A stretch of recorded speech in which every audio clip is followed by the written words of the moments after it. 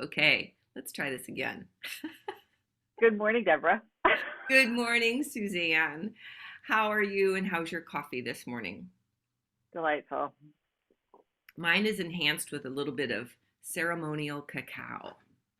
I'm playing with cacao in my morning coffee every day.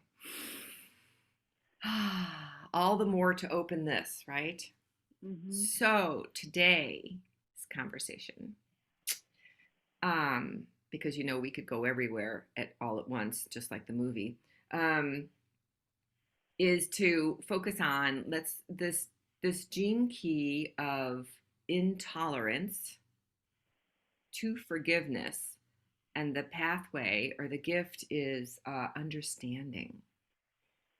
And those words are, I know, carefully chosen, but they seem so big and broad. And it also is one of the seven sacred seals. So it's an important one. This is a big one for humanity. He said, it will change our DNA to the point where we will no longer have war. Ooh. I know. So, how do we break that down into something simple and fun? And so, let's start with intolerance. And Okay. I want to ask your thoughts on that, and then I have something to offer that what my kids learned about tolerance in school. So anyway, what's your thoughts about intolerance, the shadow? Oh, intolerance can happen in many different ways, right? It can happen in the most subtle of ways. And I think from what I remember about this key, it's all about relationships. And so, you know, lots of times we might be super intolerant about some agitated stuff that like gets right under our skin and it could be very small. Um, Yeah, and I think the programming partner to that is reaction.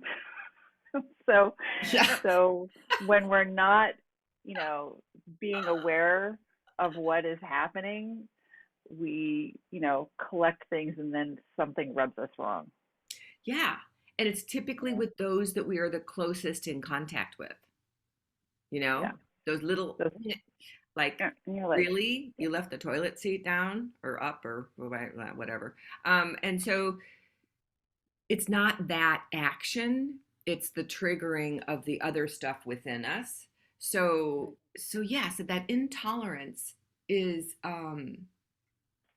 if you think about it, this year's weather has brought about a lot of intolerance, like really bad air quality because of the fires. Then there's the extreme heat and so much rain and so much for us humidity. Even when the temperature drops, it's still you're walking through a jungle, which I love that feeling. But sometimes, can we just have a clear, cool breeze, please?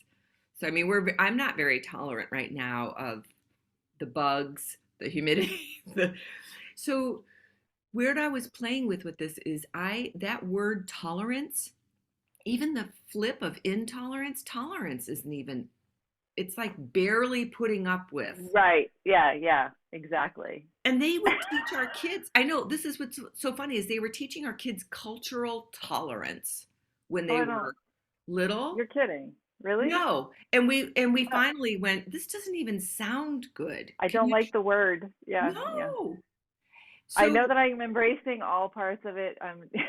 But yeah, still, well, there's this. I'm not tolerant about the word tolerance, Oh, okay? So I think it's because I think that it's so limiting and it's so like constricting. There's something about, yeah, did you see the neocortex is yeah, it's all in is the the brain. physiology of this whole gene key. So I'm laughing, going, "Oh yeah," and it has a lot to do with relationships because that neocortex gets in the way.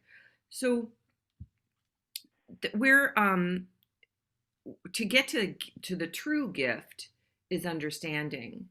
And what I loved about this is the one thing that out of the whole listening to the 64 ways audio this morning, what I loved about it is he said you can't get to understanding through just here.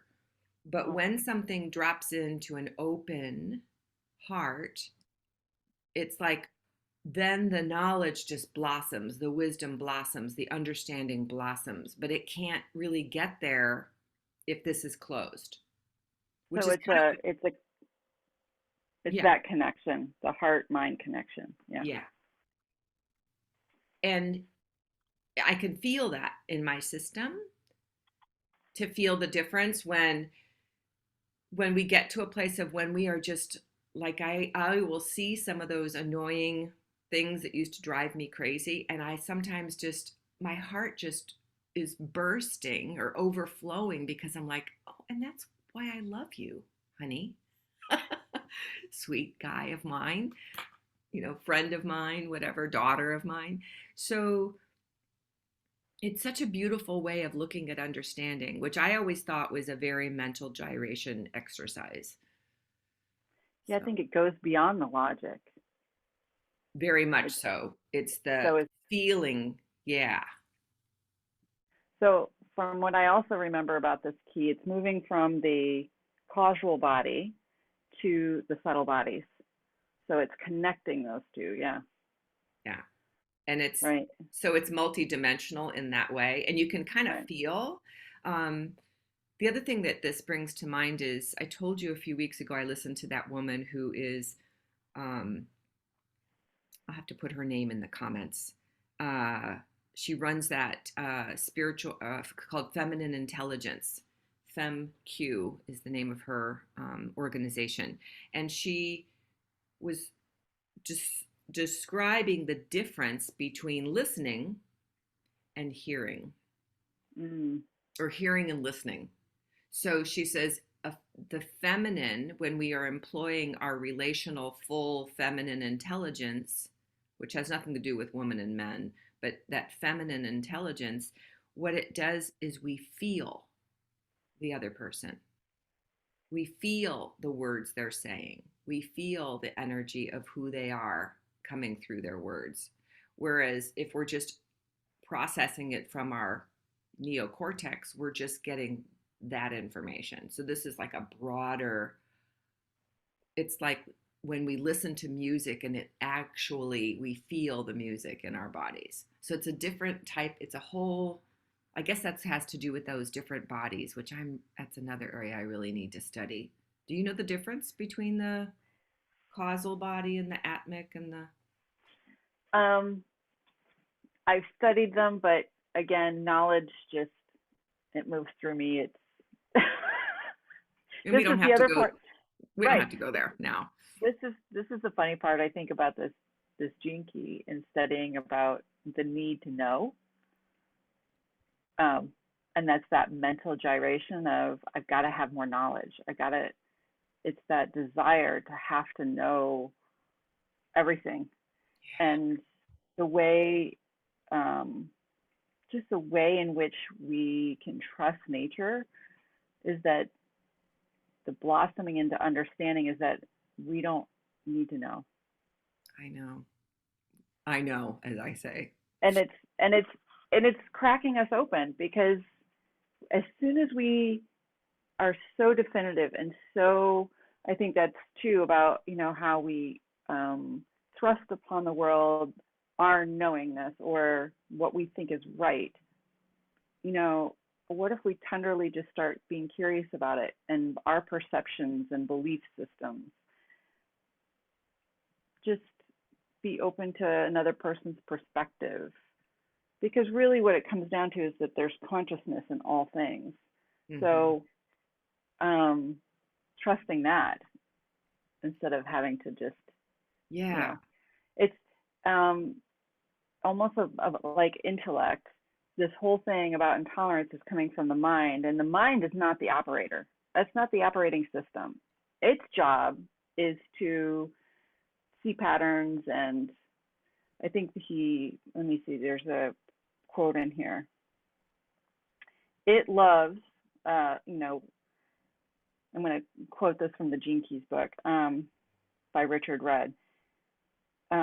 When you look logically at all the angles of any concept, you begin to realize that nothing can ultimately prove through logic because logic is always used to prove the opposite. Because whatever we attach an idea to, that's what we do in the scientific method, is then we try to collect all the facts or all the patterns that we think that kind of match or go together. He goes, but when you finally see this, the whole being lightens because you realize, and once and for all, that the mind is of no use to resolve anything of real importance. This, in turn, releases the mind to do what it loves best, is research, communicate, and play. Ah, really good. Yeah. Research, communicate, and play. It said play, which I find fascinating because I love doing that. Okay, we're going to do more of that. We were just discussing that before starting today, is that we want to actually include that as an element of our morning chats. Well, this is what it says. It says that when the fourth gift is freed from having to resolve your own or solve your own existence, it finally comes into its real genius, which is to play with the patterns of existence and arrange them in new and original ways. That's the creative play, the creative play, the way of not having to figure it out, but just make Yeah, stuff up. yeah. That's where the breakthroughs come through. Oh man, I love that. I love that. Even, I do that by, my grandmother used to call it putzing. For me, I didn't even think Putzing. about it for years, but it's a way of, like, for me, I go around my space and I rearrange and I take everything off of a shelf and then I put only certain things back, or I put them away for a while, and I love doing that. And what I'm doing is I'm space clearing or energy clearing or shifting the energy in that space. I didn't know that for decades, but I'm laughing because I do it in my garden. I'm like, oh, this needs to be over here, or this, so I can kind of play in that way. And it is so, my brain loves that kind of break. you Well, know? recently I got, and there's a whole avenue of this particular type of art that's really about connecting neural links, but because you can't really make a mistake. But I just started drawing lines, right, and connecting these lines. And as I did, then you round all the edges. And I was like, huh, isn't that interesting? That's kind of like the softening of all these hard edges that we come across all the time. And so, how can we, in our body and in our mind, it's not definitive, it's not rough edges. We can soften the edges. And then And I that's what ended we're up, doing with our neural pathways. right, Kind of like right. versus, And it doesn't have to look a certain way, it can blend. So, what I did is then I added color, I and love that. not everything is in all the little pieces. They kind of just merge into, and it doesn't matter what it looks like. Nothing is black or white, remember, and nothing is so definitive that it's restrictive. It's we're blending things together now. So that's where it's moving out of intolerance to that open understanding of just consciousness is in all things. We're beyond the needing to know and letting things go and letting things just merge into other things and not like have to have all these rigid spaces. Yeah. At least that's what I'm feeling in my heart. And the more that I do the work internally in forgiving myself, and that's really the gift of it, and allowing divinity to drop in and allowing my heart to soften, that is the work in the world, right? Absolutely. This is Just what's, me, yeah, not anyone else, right? So nothing is personal. This is your journey going on, through your life, and being present and surrendering to that. That's that softening. That's the smoothing of these edges. yeah. That's the I so I've been love that. And I was just going to suggest, because what I came across of the other day when I was cleaning, was that Sunday, 2 bottles of forgiveness on the first floor. And I'm like, and how did you get in the living room? And how did I not know you oh were here? So I think, and put one in oh my purse, because I used to oh wear yeah. that as perfume. It's my favorite. It's one of my I favorite. keep yeah, I keep it around. I'll put some on. I'm gonna put some on my desk. So anyway, I'm gonna take some to my daughter today, who, we're planning her wedding, and she's got a lot of mental gyrations going on, and I'm like, So I love, love, love, love our conversations, Suzanne. So we are going to keep these brief and informative and human, you know, and hopefully a little bit more playful. And let's play with different exercises like that art thing. That is very fun. So until our next time, everybody, enjoy playing in the land of forgiveness and Yes. understanding.